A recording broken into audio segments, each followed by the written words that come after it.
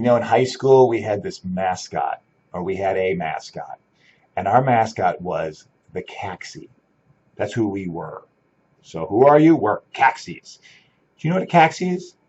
Yeah, I didn't think so. A Caxi is a mythical frog. I'm sorry, not just a mythical frog, but the sound that a mythical frog makes. So you try going into the west side of Chicago and having some poor freshman dress up in a green outfit, being this mythical frog and saying, Caxi, Caxi, as you walk into a gym and trying to play basketball. Not easy. You thought high school was tough for you, right? Anyway, so who are we? This is the focus of this weekend on the Tease.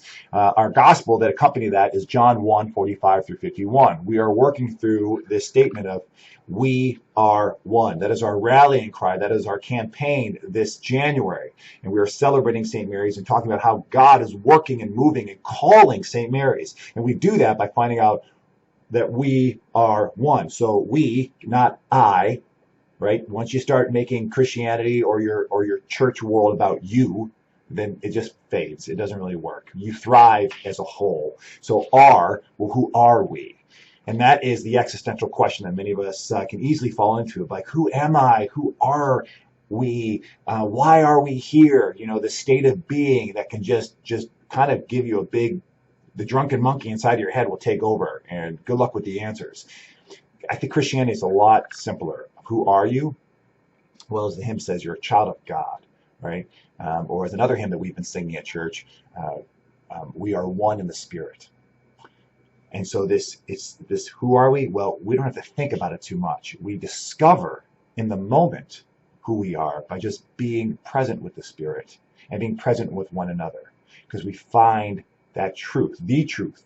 What is the truth? Jesus Christ. We find him in one another, not just by digging internally and sitting here and just getting all analytical, but in one another, by serving one another, by loving one another, and by listening to our Lord. In John 1:45 through 51, what Jesus says is two words: follow me.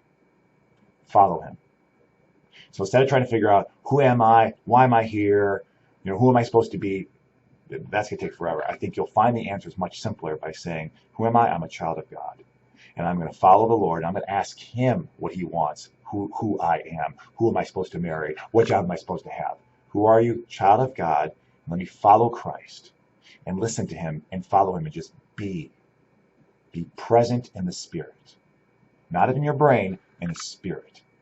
In your prayer life, in your daily life, seeing and feeling and knowing Christ in one another.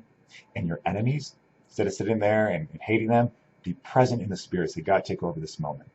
So we be present in the oneness of the Spirit that works through you, works through me, works through all of us, works through every Republican, every Democrat, every person who likes the Beatles or likes Elvis. It's the same Spirit who's working on us and growing in us and creating a one body. See you this weekend.